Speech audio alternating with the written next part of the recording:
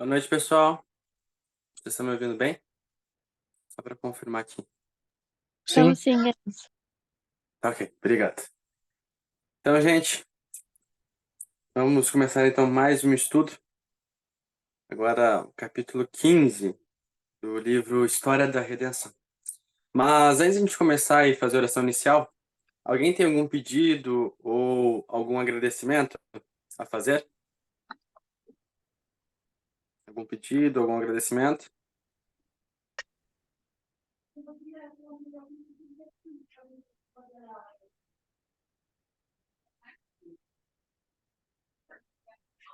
Estão bem quietinhos hoje.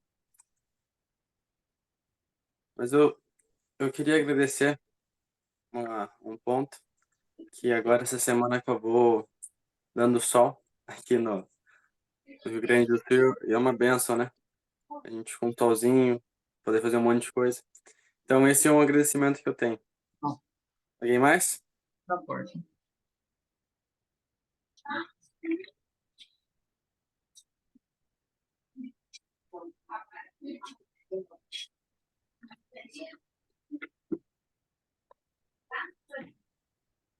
Mas eu acho que então, não havendo mais nenhum pedido ou nenhum agradecimento, vamos fazer uma oração para a gente começar então o nosso estudo.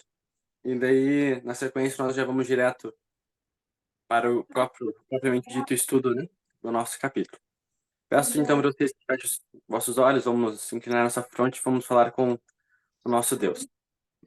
Vamos orar então? Oremos. Querido Pai Celestial, amável bom Deus, Senhor, muito obrigado por mais esse dia, Pai. Obrigado pelo seu carinho, o seu amor, o seu cuidado por cada um de nós. Pai, que eu possa estar aqui agora no estudo, que o seu Santo Espírito possa estar conosco e nos fazer entender o que o Senhor quer passar para nós, Pai, por favor. Continue nos cuidando, nos abençoando, nos guardando. Isso que eu lhe peço e agradeço em nome de Jesus. Amém. Então, pessoal, liguem suas câmeras. E hoje o capítulo 15 do livro História da Redenção com o meu pai, Levão Rosa. Pai, eu com o senhor os próximos momentos. Muito obrigado aí por ter aceito o convite. Olá, pessoal, tudo bem? É uma satisfação e um privilégio estar com vocês aqui. Já vendo o nome de algumas pessoas muito conhecidos aqui, né? A Bela, a Bianca, o Hilton, enfim, só fera aí. Então, eu quero a ajuda de vocês para nós estudarmos esse capítulo, o 15 aqui, né? O poder de Deus revelado. Eu sei que vocês são muito capazes, quero aprender com vocês também muitas coisas aqui. Eu confesso a vocês que esse livro que vocês escolheram aqui é fantástico.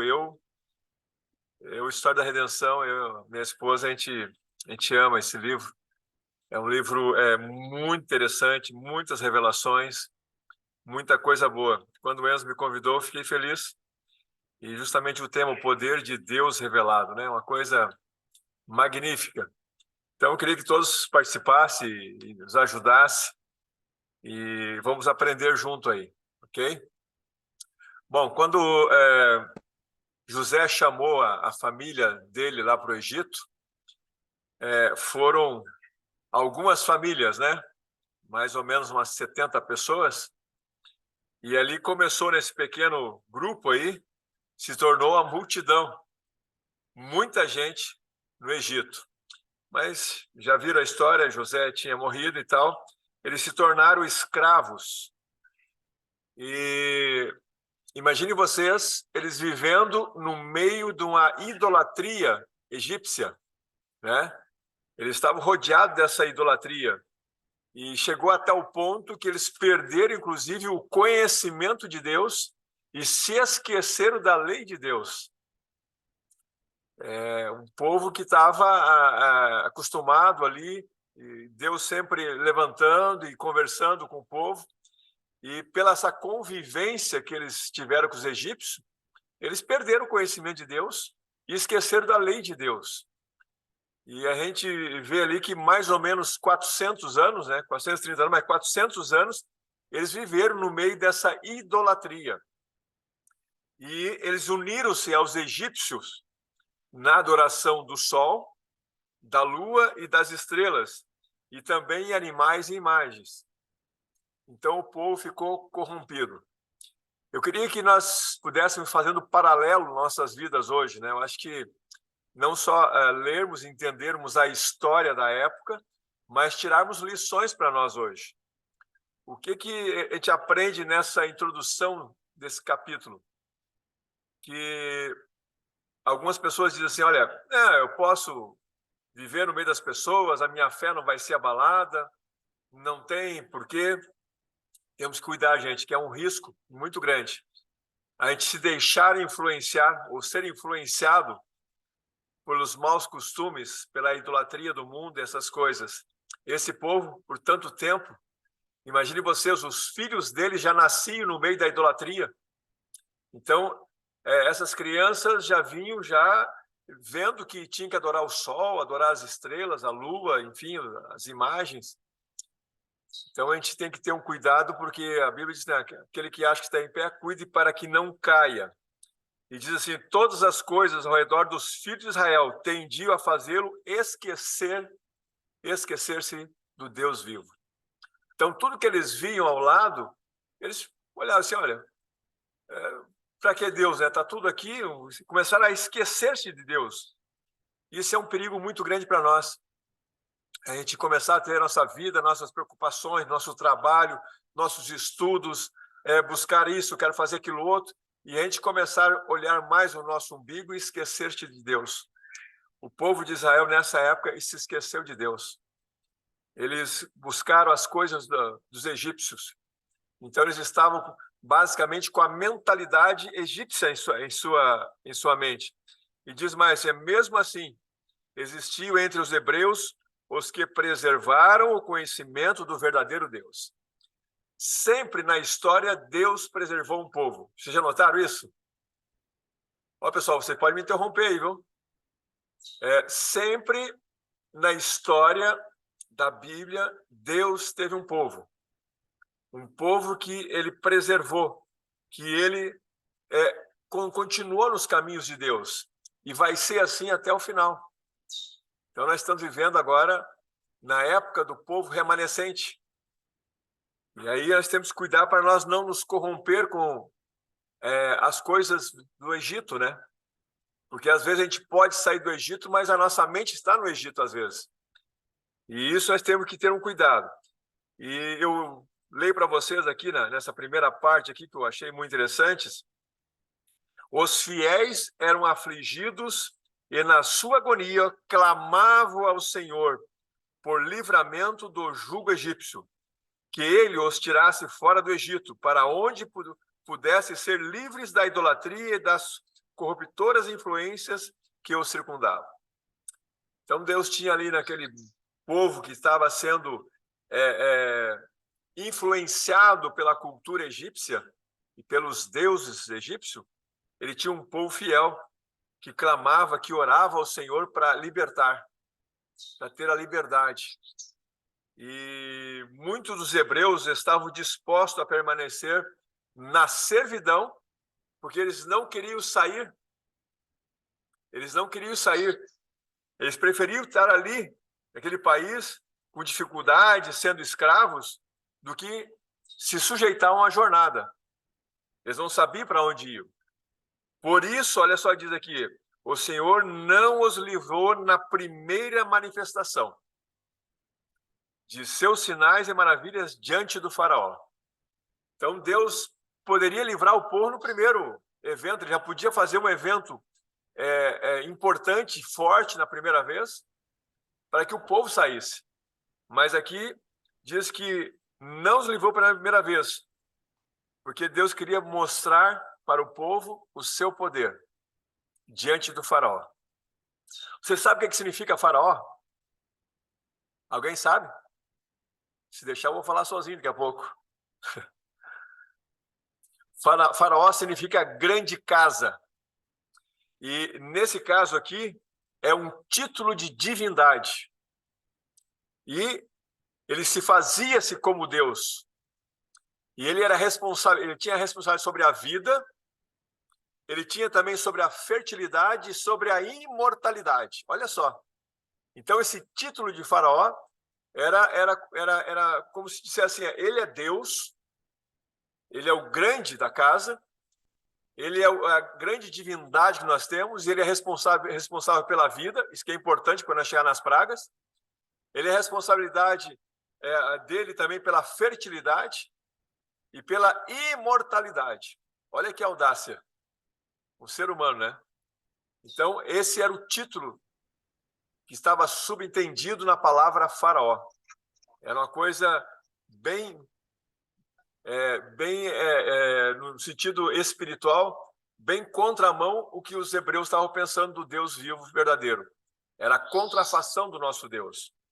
E continuava assim, dizendo assim, ó, seu grande poder aos egípcios e também diante do seu povo, a fim de fazê-los ansiosos de deixar o Egito e escolherem o serviço de Deus. Então, Deus permitiu essas coisas para que o povo visse que aquela divindade, vou entrar entre aspas, essa divindade aí do faraó,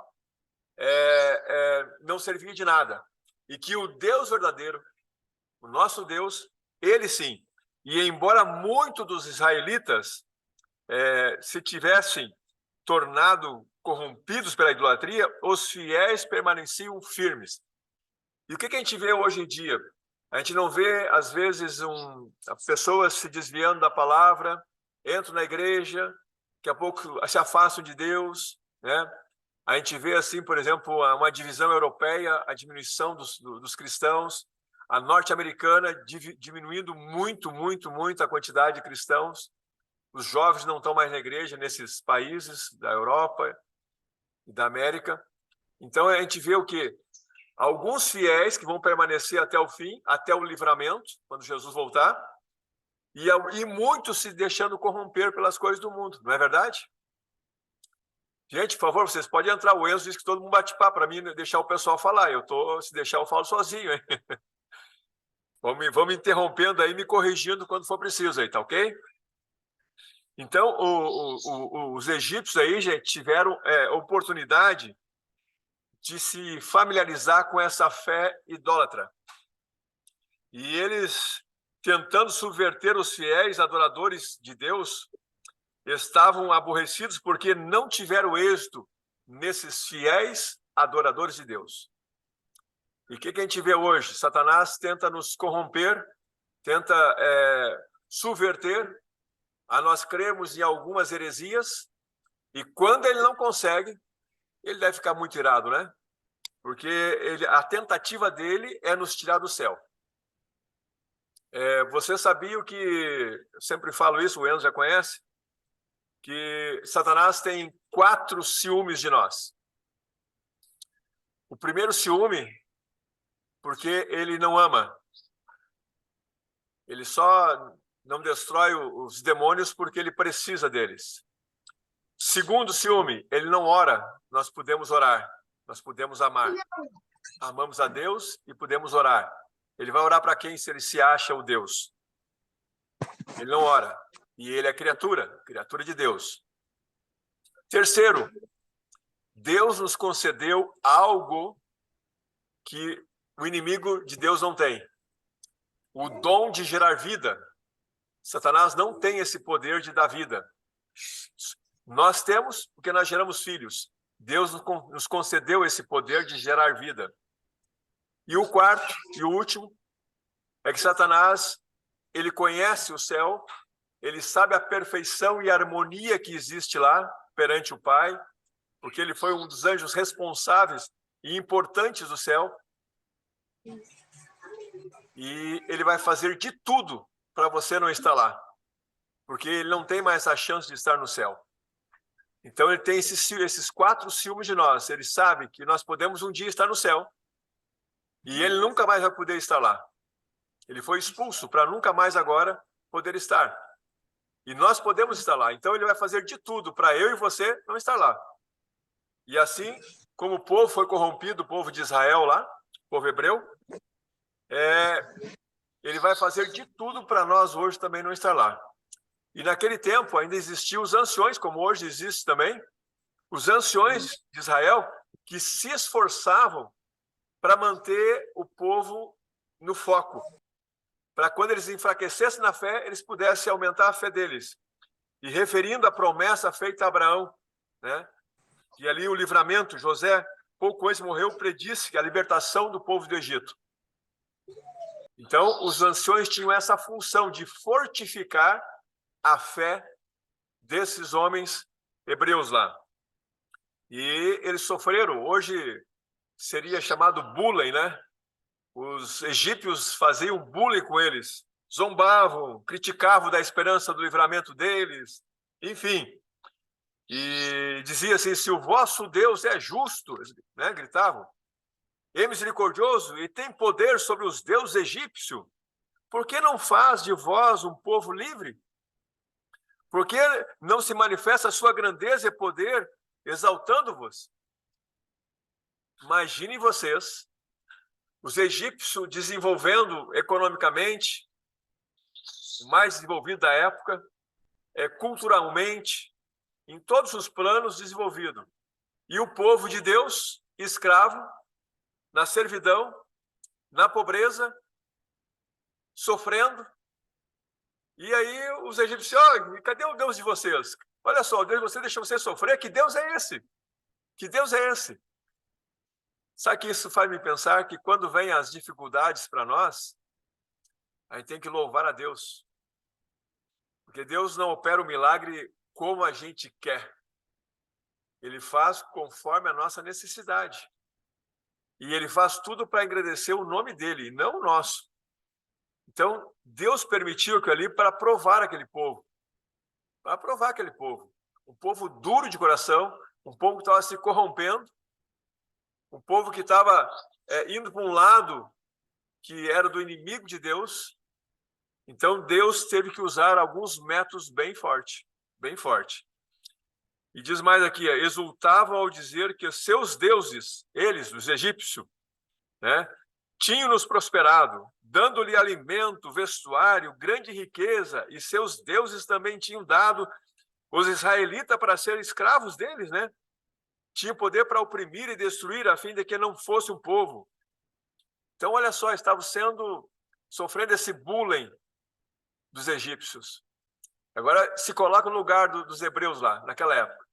Escravo, amassando barro para poder fazer tijolos, comida escassa, não tinham prosperidade, não tinham liberdade, não tinham nada. E agora vem os egípcios se gabar. Cadê o Deus de vocês? Cadê isso? E a gente sabe que eles eram politeístas, né? Tinham vários deuses. E até o próprio faraó, que era a grande divindade, como falei, né?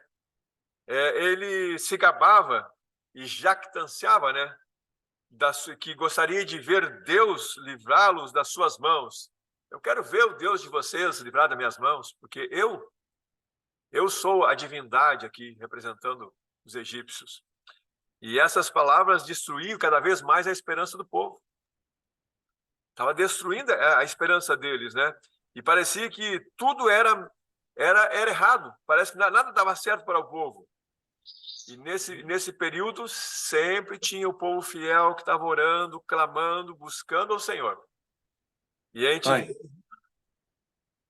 que era mais difícil. Quer falar, Enzo? Na verdade, só avisar o senhor, e daí também, quando a pessoa quer falar, ela levanta a mão. Então, acho que o Eu não vi Roberto nenhuma ia mão levantada. Mas Fala aí quem levanta. levantou a mão.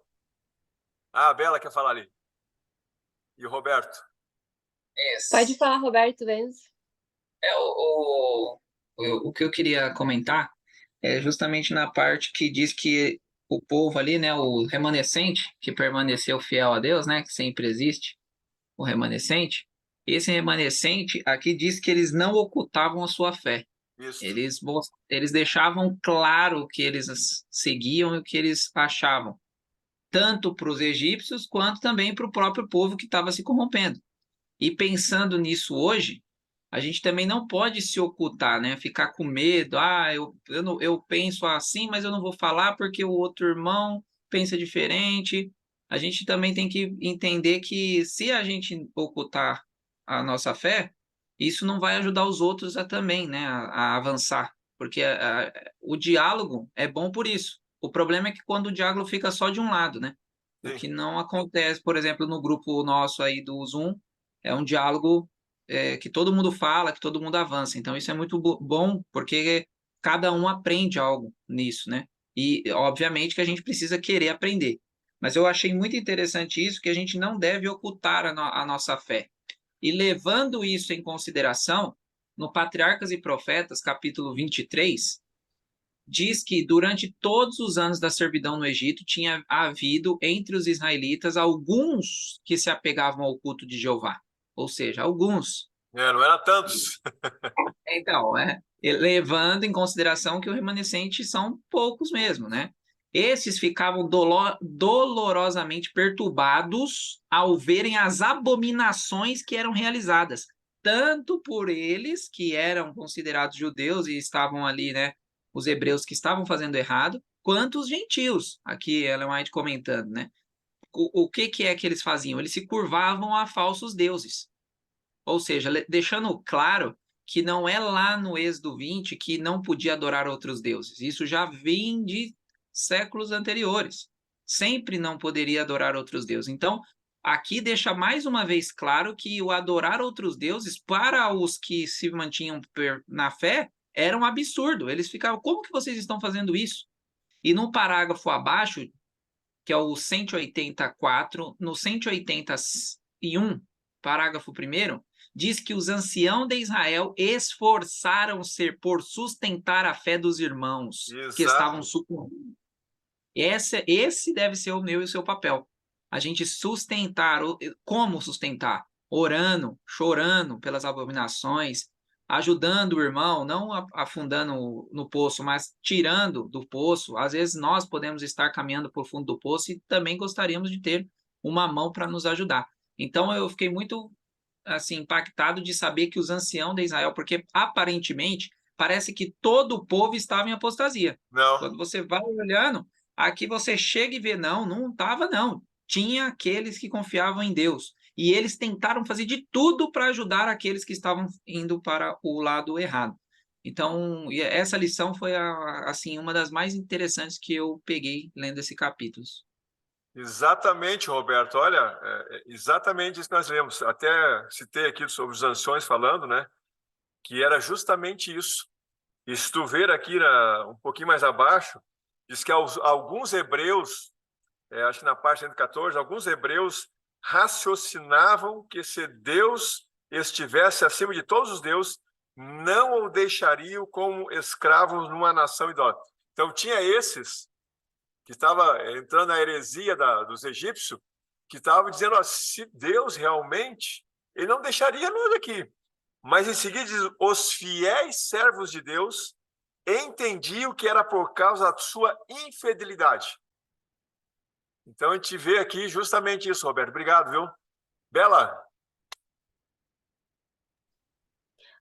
Eu também achei interessante essa questão de que sempre houve dois povos, dois grupos, né?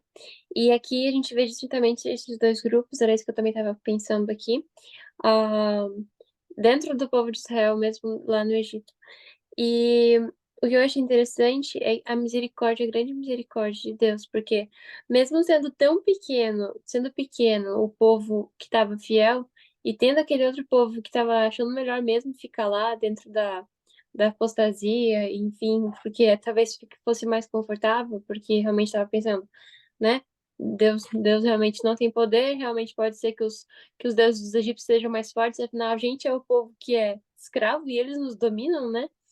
Mas enfim, a misericórdia de Deus. E o que eu achei muito interessante foi que aqui mostra a razão pela qual Deus não livrou o povo de Israel logo no início.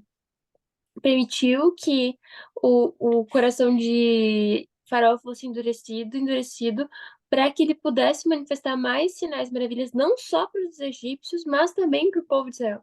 Então, assim, aqueles sinais, aquelas provações para os egípcios foram também para preparar melhor o povo de Israel, para que eles pudessem ser libertos, para que eles pudessem tirar realmente o Egito do coração deles, estar preparado para viver aquela nova vida, né? Então, eu achei isso muito interessante. E aqui fala, aliás, algumas expressões, né? Para que eles pudessem ficar ansiosos por sair do Egito. e para que eles pudessem nunca mais pensar em, em se voltar para a idolatria novamente. Realmente, Deus tinha. E aí ela fala que Deus queria fortalecer a fé do povo, né? Vendo aquelas coisas. Então, assim, é um Deus muito misericordioso, né? Porque o povo não estava perfeito naquele momento, mas Deus usa essas coisas para preparar o coração do povo e para que eles pudessem também fortalecer a fé, ficarem firmes, né? Então, achei isso muito bonito. Obrigado, Bela. É isso aí, realmente. É o que o Roberto também confirma o que o Roberto estava falando ali também, né? Que sempre é um povo, né, fiel, um remanescente, né, que é para não só para se dizer que é o remanescente, mas é para apoiar, ajudar na salvação dos outros, para fortificar a fé, né? Eu acho que o nosso papel é esse, é ajudar as pessoas a ir para o céu. Eu nunca esqueço um sermão que eu assisti uma vez no pastor. Ele fez uma comparação do paralítico aquele, né? Que foi levado até Jesus de maca. Então tinha uns 4 amigos que estavam levando. E ele fez uma relação sobre a nossa fé. Diz que algumas pessoas são que nem o paralítico espiritual. Nós temos que ajudar, fortificar, fazer o que nem os anciões. O Roberto falou, os anciões estavam fazendo lá com o povo, se achegar a Cristo, que é a salvação. E outros conseguem ir, mas alguns são puxados, outros são levados. E quando a gente está ajudando essas pessoas, também a gente está se aproximando de Jesus. E é esse o nosso papel, levar essas pessoas.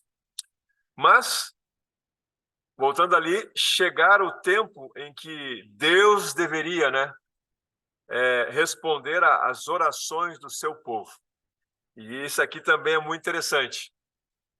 O Deus ia tirá-los da servidão do Egito, né, para mandar para uma terra prometida. Mas aqui fala claramente que Deus deveria responder às orações do seu povo oprimido. Gente, sabe uma coisa? Às vezes a gente não leva muito a sério a oração intercessora. A oração intercessora, o pastor Bulhão falava isso, né? Aqui, de um lado, está o inimigo de Deus tentando entrar na minha mente, colocando muitas coisas na minha mente, e aqui está o Espírito Santo. E a pessoa fica naquela, em cima do muro, muralista, né? Aí, quando tem aí o Enzo, o Roberto, a Bela, a Amanda, várias pessoas orando por mim, o Espírito Santo vai e entra na minha mente e começa a me influenciar espiritualmente. Aí o inimigo de Deus disse, epa, só um pouquinho, tu está sendo aí, está atravessando a linha. Aí ele pode dizer assim, ó, agora eu posso, porque agora tem santos que estão intercedendo por mim. E essas orações, eu creio, viu, Roberto, que é aqueles fiéis anciões e que estavam, pequeno povo, a gente não sabe a quantidade, né? Mas era um pequeno em relação à multidão que era um pequeno povo que estava intercedendo por Deus. Um tempo atrás nós tivemos uma cidade, aqui na Serra, fomos conhecer um homem de Deus lá, um homem que tinha me falado, eu estava tentando conversar, um homem fantástico. Só vocês terem uma ideia, assim, ó, eu estava pregando uma vez em Torres e ele mora aqui na Serra, em Caxias, e ele estava lá, eu não sabia, não conhecia ele pessoalmente, né? E eu terminei o sermão, aí me apresentaram ele, aí ele tirou um papelzinho do bolso assim e me mostrou e disse, o que é isso? Esse é o teu sermão. Quando tu levantou e abriu a Bíblia, Deus me revelou todos os textos que tu ia ler e que ia apresentar. Daí eu olhei e tinha alguns textos, porque o tempo era muito curto e eu não consegui ler, né? Que ele tinha copiado e que estava no meu sermão e não deu tempo. Eu disse, misericórdia, homem, tenho que falar contigo. E um senhor de idade, creio que está vivo ainda. E aí um pastor amigo meu disse assim, Elevão, nós precisamos de homens como esse. Se tu ouvir a oração desse homem, eu ouvi, ele faz uma oração sempre intercessória, sempre intercedendo pelos pastores, pela igreja. A oração dele eu nunca vi, as poucas vezes que ele orou também conosco, Eu nunca vi uma oração para ele. É sempre oração intercessória. E aqui fala que Deus deveria responder às orações do seu povo opressor. Então, gente, a gente vai passar, iniciando agora, daqui para frente, até a voz de Jesus, períodos difíceis, todos nós. O que nós temos que fazer? Interceder perante Deus. Interceder não é dizer assim, não, vou pedir para que Deus me livre. Independente do que ocorrer conosco, nós temos que dar glória a Deus, interceder pelas pessoas, não que vá adoecer ou não, para a salvação delas. Interceder para que o Espírito Santo possa entrar na mente delas e Deus possa fazer o milagre ali da conversão. E a gente tem feito isso, o Ian sabe, eu tenho pedido para que Deus me dê mais amor pelas pessoas. E para nós ter esse amor, a gente precisa de Deus, porque Deus é amor. Enquanto eu não me encher de Deus, eu não vou ter esse amor, eu preciso me encher de Deus. Roberto, quer falar? Nisso aí que o irmão falou, doutor Levon, tem um capítulo 2 do livro Parábolas de Jesus, que fala sobre a sementeira, né? Comenta. E teve uma parte, que se eu não me engano, está no parágrafo 119, onde diz que aquele que não pensa nos outros não é cristão. Tá desse jeito ali, e isso me deu uma impactada quando eu fui a primeira vez fazer uma... Eu falei, rapaz, aquele que não pensa no outro não é cristão, tá desse jeito, não dá nem para eu tentar ali arrumar um jeito de ficar bom para mim, sabe? E depois que eu li esse texto, aí eu vi que eu estava muito mal de cristianismo, né? Porque a gente só pensa quero que o meu dinheiro esteja bem, né? Que a minha casa esteja bem, meu carro, meu, né? E aí eu fui percebendo. E aí, quando eu li a primeira vez, há uns 2 anos atrás, para fazer uma pregação sobre isso, né? Eu estava falando sobre a sementeira, falei, vou ler o que Ellen White tem a dizer. E aí foi bem ruim, assim, né? Na hora, né? Foi bom porque eu despertei, né? Só que a gente vê que o eu nosso está muito aflorado, né?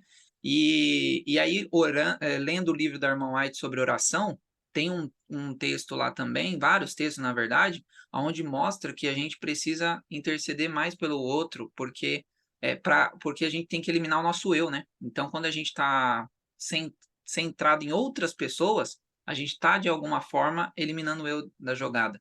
E aqui é justamente o que o povo tinha que fazer, né? O povo de Israel.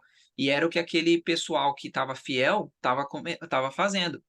Eu acho interessante que aqui diz que, nessa parte aqui que o irmão tá, da zombaria dos egípcios, os egípcios não estavam zombando de Israel simplesmente, estavam zombando do Deus de Israel.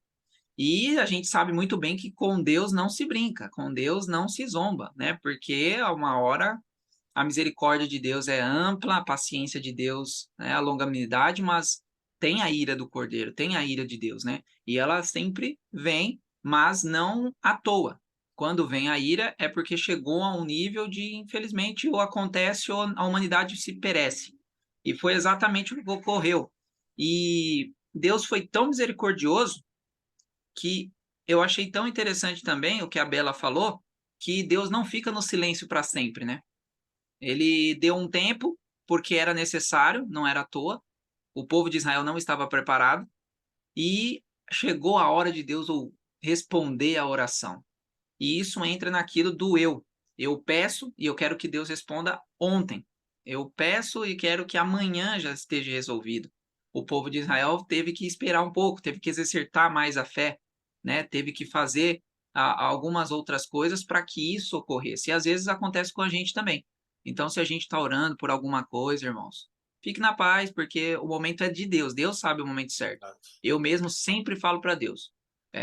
Porque eu vejo eu acho que o maior problema da humanidade é mamon. Você vê muito isso. Uma questão de quando você coloca o mamon no meio, acaba a amizade, acaba as sociedades, acaba uma série de coisas. E olhando isso, eu sempre falo para Deus, Deus, se for para eu me afastar dos caminhos, deixa eu aqui do jeito que eu estou mesmo, tranquilo, não precisa me mandar mamon. Eu sempre peço a Deus para que não deixe com que o poder, essas coisas, atrapalhem a nossa vida espiritual, porque a gente não sabe como funciona.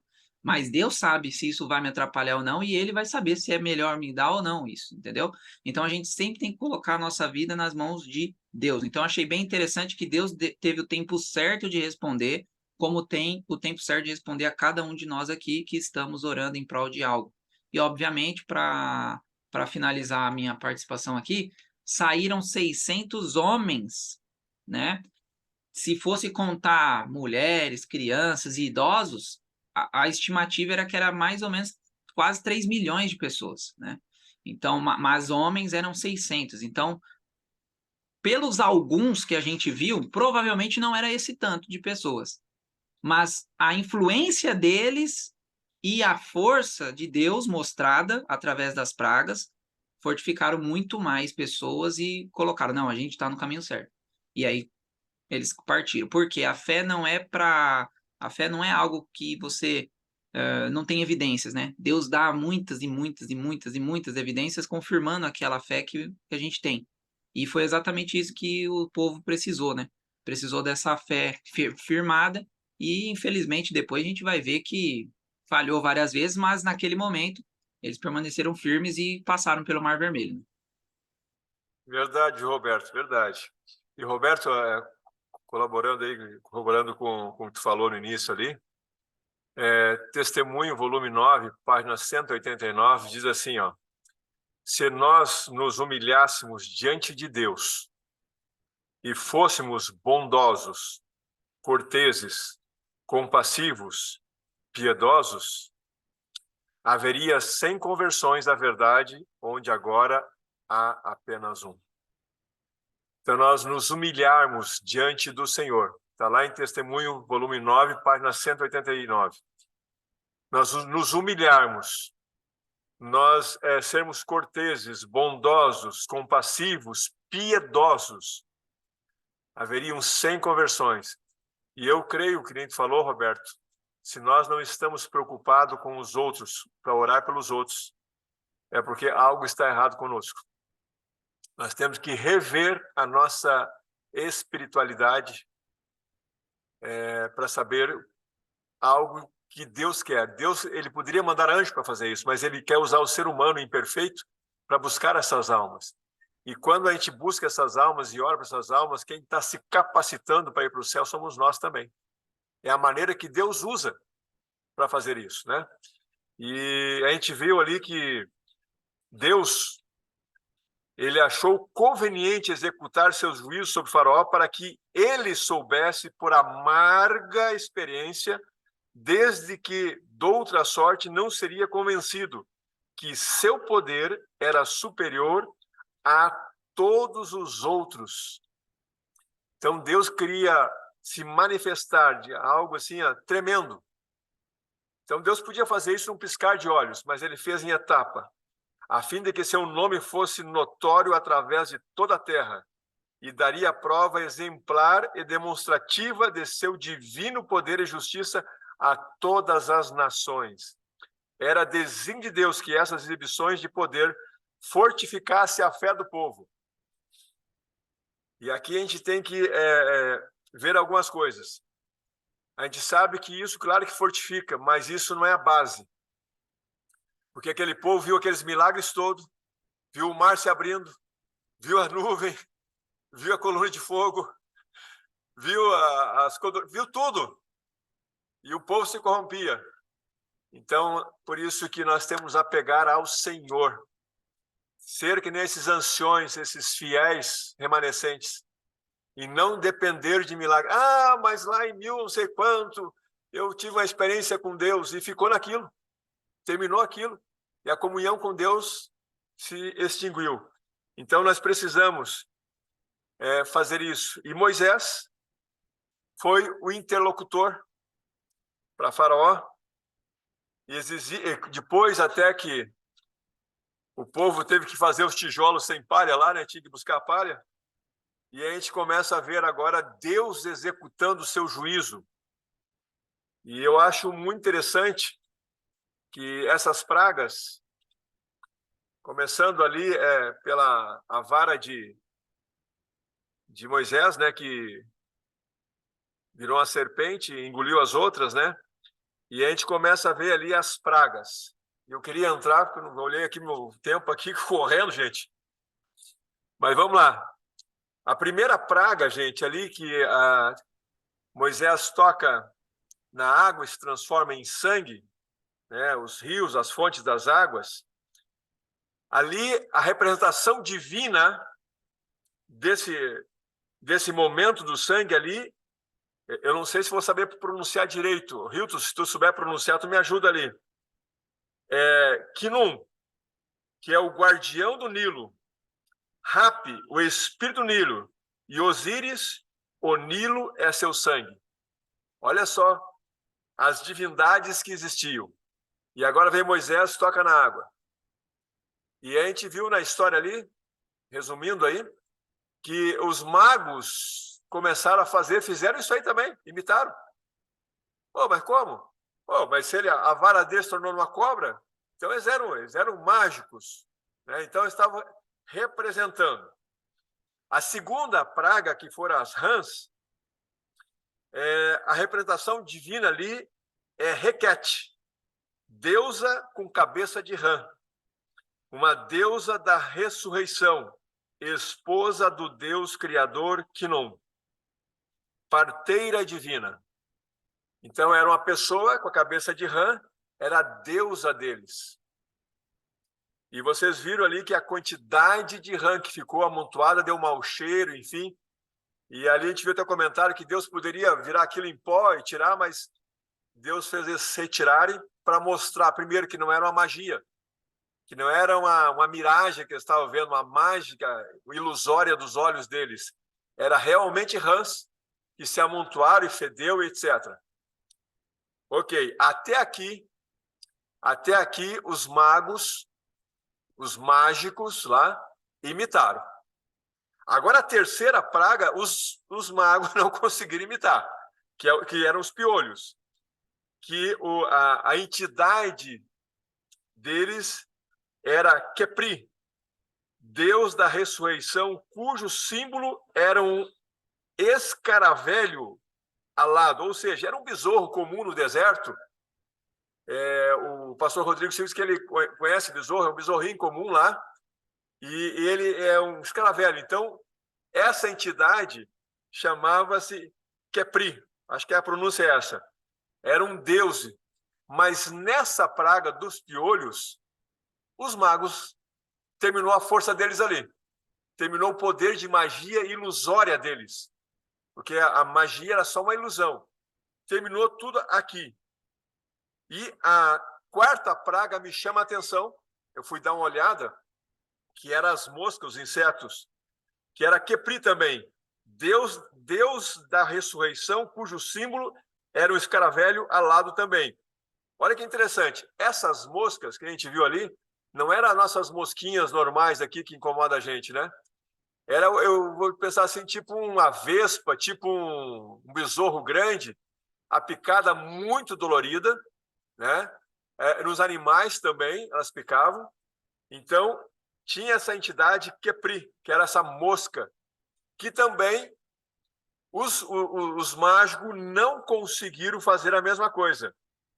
A quinta praga era a peste do gado, dos animais, que a entidade era Hathor, deusa mãe, era a vaca, né? Deusa mãe. Após o touro do deus, é o Pitã, símbolo de fertilidade. E o Mineves, touro santo de Heliópolis. Olha que interessante. Quanta divindade esse povo tinha. Quantos deuses. E agora parece que o nosso Deus está dizendo assim, estou demonstrando para vocês que o Deus de vocês não é nada. Então foi um por um, né? Então pegou lá do sangue, pegou das rãs, foi destruindo os deuses deles gradativamente. E aqui também os mágicos não conseguiram fazer nada. Na sexta praga, as úlceras, que era a entidade Shikmet, deusa com cabeça de leoa, deusa das pragas, mas também com poder de curar. Interessante que aqui até os mágicos, os magos ali, não conseguiram evitar que eles pegassem também a praga. Eles tiveram as úlceras também. Até os próprios mágicos estiveram ali. E a coisa que mais nos chama a atenção aqui, se a gente vai ver, que o povo de Deus botou uma redoma em volta daquele povo dele, que essas pragas não atingiam o povo de Deus. Deus protegeu o seu povo, inclusive das úlceras. E a gente sabe que as úlceras aqui é a 6ª praga, e que antes da volta de Jesus vai ser a primeira praga. Lembra disso? Vai ser a primeira praga, que ela vai estar presente até a 5ª praga, antes da volta de Jesus.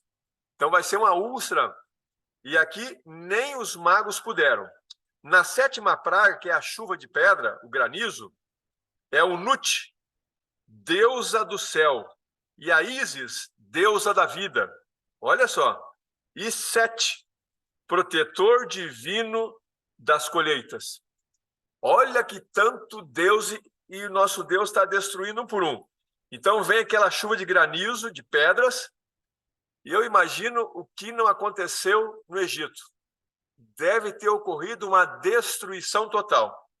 E o que não foi destruído pelas pedras, pelo granizo, e aqui a gente teve, né, um granizo aqui, esse ano passado.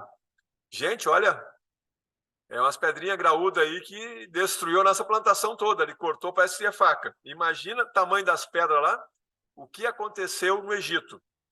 O que não foi destruído pelo granizo, aí veio os gafanhotos, que a divindade era Senerém, Deus protetor contra as pragas. Puxa, como é que pode ser protetor contra as pragas se o próprio gafanhoto é uma praga? Então, o que o granizo não destruiu, os gafanhotos vieram e destruíram. Esse ano passado, não sei se vocês acompanharam, vinha, acho que do Uruguai, do Paraguai, uma parte da Argentina, uma nuvem de gafanhotos vinha destruindo tudo. Foi o ano passado. O Brasil teve um alerta, assim, aqui na fronteira do Rio Grande do Sul, nós moramos, uma alerta tremenda, porque se essa nuvem de gafanhotos entrasse aqui nas plantações, ia ser um desastre. E eles passavam e tudo. Então, essa praga, ela foi após o granizo. E imagina o que ficou o Egito, gente. O que restou do Egito? E o povo de Deus guardado. A 9ª praga era trevas.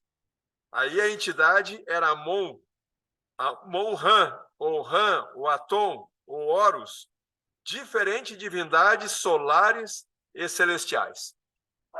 Vocês estão notando que até essa praga aqui, cada uma tinha uma divindade? E Deus está mandando isso aí, não como magia, mas real e literal, e que os magos não conseguem, eles fogem e começam a receber também as pragas. E nessas trevas aqui, a gente leu ali que o povo de Deus não foi atingido e tinha luz nas suas casas. Gente, isso aqui é uma esperança para nós, para os que estiverem vivos antes da volta de Jesus, nas 7 últimas pragas, que o povo de Deus não vai ser atingido. Os fiéis, os anciões ali, os remanescentes, que vão estar fiéis a Deus, as pragas das úlceras, a água em sangue, né, o mar em sangue, a gente sabe que algumas vão ser parciais, outras não vão ser parciais, mas o povo de Deus não vai ser atingido como aqui nas pragas do Egito. Os fiéis tinham luz em suas casas e eles não foram atingidos. E a última praga, a morte do primogênito, a entidade egípcia era Osíris, deus da vida, e era o próprio faraó. Então, o faraó, ele tinha essa entidade como deus da vida, da imortalidade, né?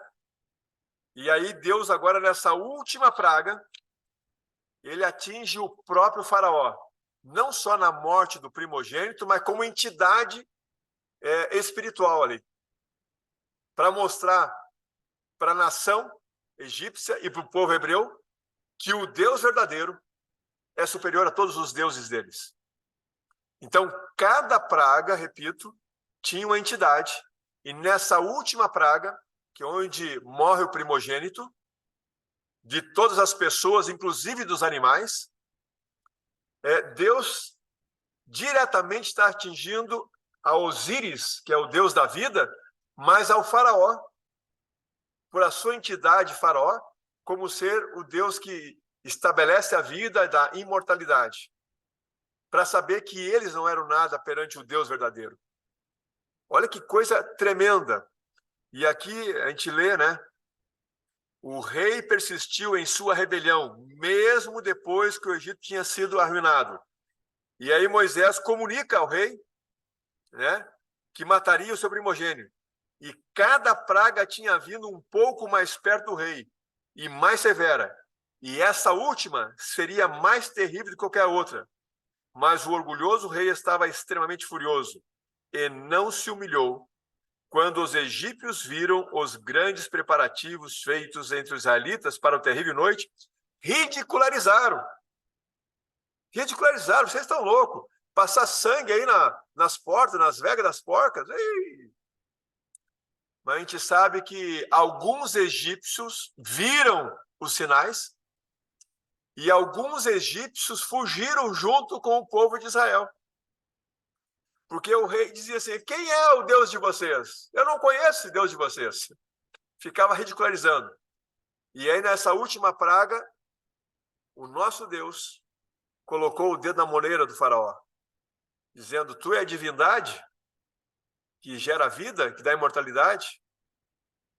Aonde está esse Deus? Então, quando Deus tira a filha do primogênito faraó e de toda a população que não colocou o sangue nas portas e não aceitou, Deus salvou o povo de Israel e os egípcios, muitos egípcios saíram junto com o povo de Israel, né? Foram junto. Então, eles foram abençoados, aqueles que creram no Senhor. Amanda, quer falar?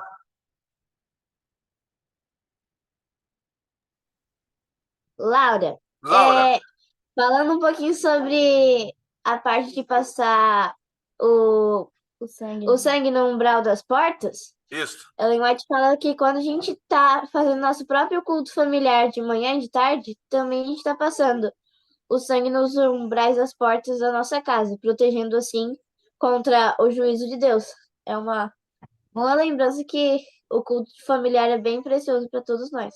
E não pode ser feito de qualquer forma, né? Porque os egípcios ridicularizaram esse sangue. E a gente não pode ridicularizar o culto. Tem que ser feito de uma forma que a gente leve mensagens para o dia todo, se não para a vida. Bem lembrado, Laura. Obrigado, bem lembrado. Realmente, o culto familiar, e eu digo mais, o culto pela manhã e à noite, viu? Nós precisamos desse culto, pois quando nós fizemos o culto, né, Laura, nós estamos reconhecendo o sangue de Cristo, o Cordeiro. E esse Cordeiro, simbolicamente, quando a gente convida ele para nossa casa, simbolicamente nós estamos pincelando. E aí, o que acontece? Acontece o pachá, né? Acho que é isso, né, Reuto? Pachá em hebraico. Pachá é passar por cima.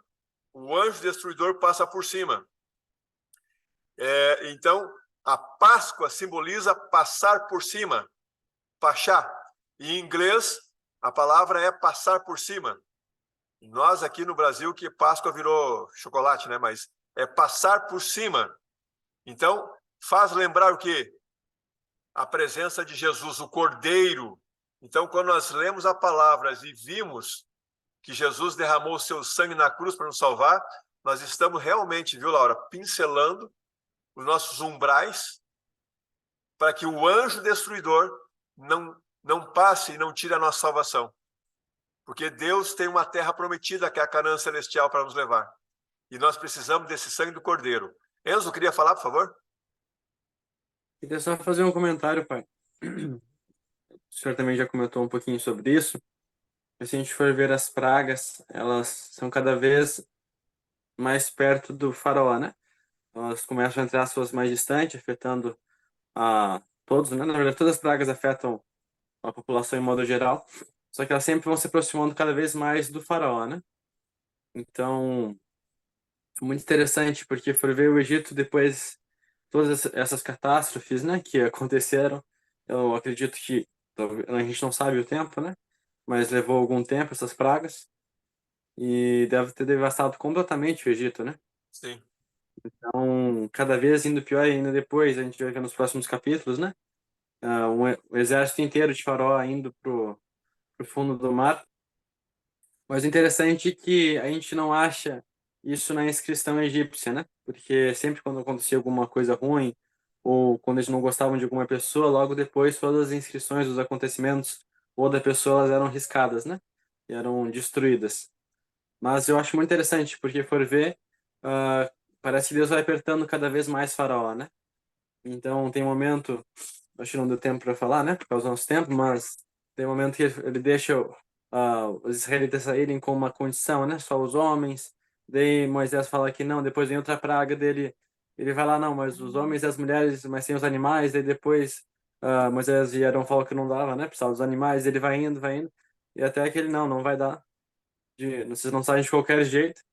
E daí Deus tem que mandar a última praga, né? Que acabou afetando todos os egípcios. Mas uma coisa muito interessante também, eu já estou terminando meu comentário, que muitos egípcios, né, como foi falado, eles também, eles aceitaram, né? Eles viram todos aqueles acontecimentos, eu fiquei imaginando, né? Porque eles viam, porque depois, acho que depois da terceira praga, a gente fala que os israelitas não foram mais afetados, né? Então, imagina, até naquele momento da escuridão, que falaria que era uma escuridão, parecia que havia uma neblina junto, né? Não se enxergava a mão na frente do rosto. E toda aquela escuridão, o Egito inteiro, daí só a terra de Gósen, onde os israelitas moravam, estava com luz. Então, imagina que loucura isso, né? Então, se a gente for ver, foi um grande evangelismo, né? Para os egípcios verem aquilo. Muitos deles, eles embarcaram nessa jornada juntos, então imagino Moisés chegando, avisando, né? Também ia para o próximo capítulo, mas os umbrais, né? Então muitos egípcios, eles pintaram os umbrais também. Só que depois a gente foi ver no decorrer, quem deu muito trabalho toda na viagem até Canaã foram essas pessoas, né? Mas esse seria o meu comentário. Interessante, Enzeli, você falou que liberaram o povo, liberou os animais, enfim, as ovelhas, o gado, mas o faraó termina dizendo, e abençoai-me também a mim. Quer dizer, quando ele foi destronado da sua divindade de vida, de imortalidade, que ele viu que o seu filho morreu, ele pede a bênção. Olha só, ele pede a bênção. Ele reconhece, mas não por muito tempo, viu? Mas reconhece que realmente abençoai-me a mim também. E, gente, essa história das pragas, ela tem uma comprovação histórica. Na biblioteca da Holanda tem um papiro de Pulver, né? Acho que é que se pronuncia. Tem um poema escrito do século XIII que fala justamente isso, de um povo nativo que apareceu as pragas, que fala de escravos que saíam para adorar os seus deuses estranhos, seu deus estranho, que levavam no pescoço seus tesouros. Olha só, e isso a arqueologia provando a veracidade dessa história, né, nesse papiro de Pulver, que está hoje na biblioteca da Holanda. Então, gente, a gente viu hoje aí como Deus trabalha com o ser humano. E no tempo dele, né, no tempo dele. E o que a gente tem que fazer? Temos que entregar nossa vida nas mãos de Deus, interceder pelas pessoas, orar pelas pessoas, mesmo que venham as dificuldades, e vão vir. Já posso dizer assim, estão vindo, para ser mais atual. As dificuldades estão vindo, a crise, as pandemias da vida, essas coisas. Nós temos que confiar no Senhor. Confiar no Senhor para que Ele possa atuar nas nossas vidas e nunca desfalecer. E nós poder ajudar pessoas. Então, se nós somos o povo escolhido, nós nos fortificar no Senhor para poder ajudar as pessoas a eles ficar firmes até a volta de Jesus.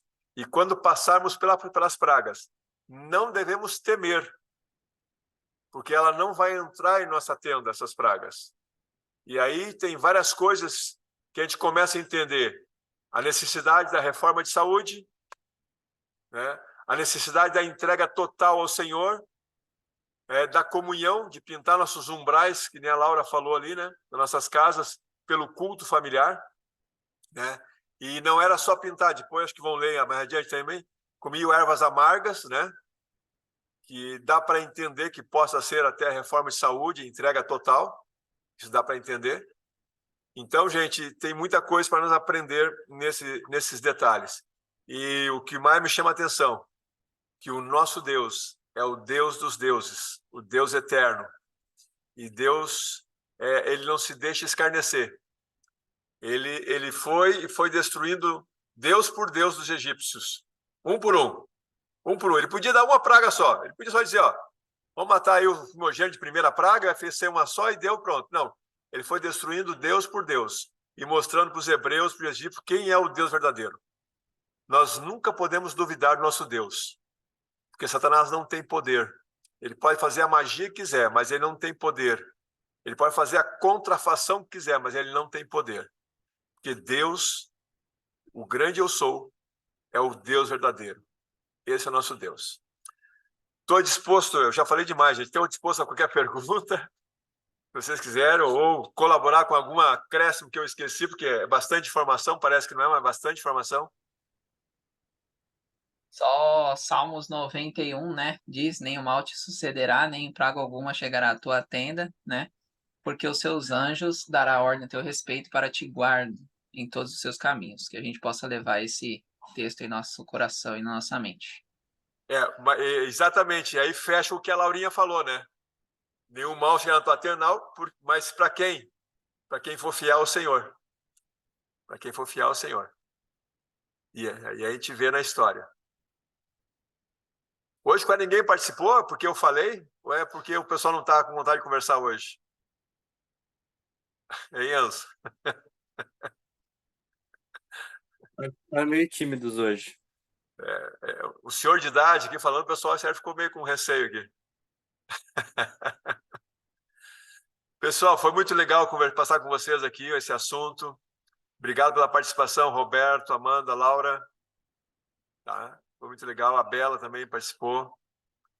E os que não participaram, eu sei que deveriam ter algumas participações também para ajudar nós aí, mas a gente sabe que esse tema é um tema fantástico e a gente vê a proteção de Deus para o seu povo e que nós temos que orar, buscar e ter essa comunhão, pintar nossos umbrais, né, Laura?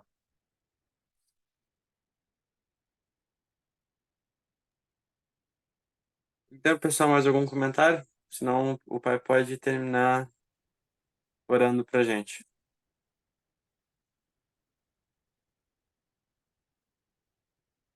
Ok. Acho que não tem, né, filho? Acho que não. Se tiver alguma dúvida, vocês passam para o Enzo depois que ele responde aí, tá? Vamos orar então, pessoal. Vamos agradecer a Deus.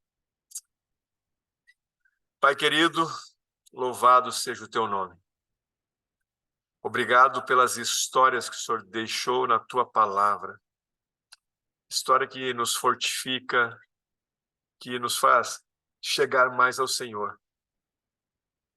O Senhor nos mostra que devemos buscar ao Senhor, ser fiéis ao Senhor, apesar das dificuldades, problemas que possamos ter, ou vir a ter, possamos permanecer como um povo remanescente do Senhor. Possamos interceder pelas pessoas, para que muitas pessoas possam vir a conhecer o Senhor. Pois muitos egípcios estavam no meio do povo hebreu, reconheceram o Deus dos deuses. Ó Pai, não permita que o inimigo do Senhor toque em nenhum de nós. E nós possamos ajudar muitas pessoas a irem para o céu.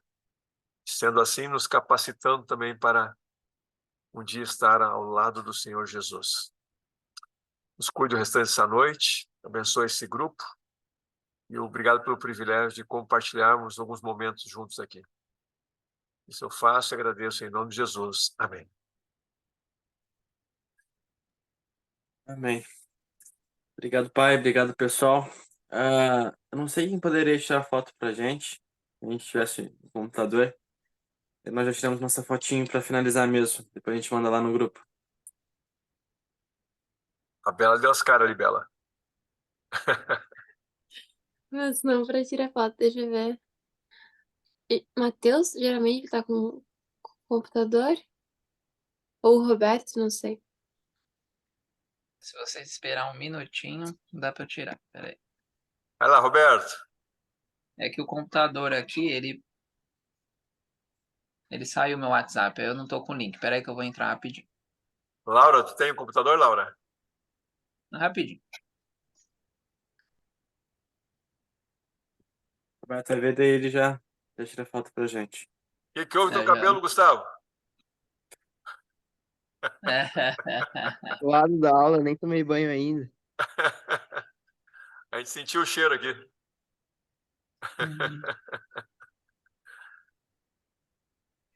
Aceita aí.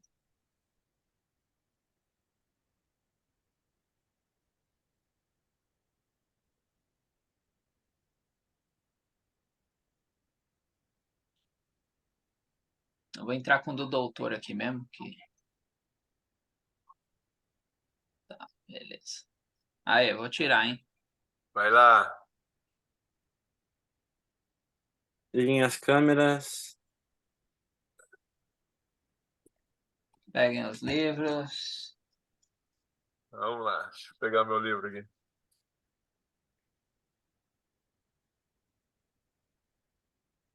Foram 1, 2, 3 e... Aí, Deu certo? deu certo. Ô, Já Roberto. posso lá. Tchau, tchau, pessoal. Uma boa noite para Valeu, todos. pessoal. Um abraço. Tudo de bom a vocês. Obrigado aí, Boa uma boa noite, noite. gente. Sigamos firmes.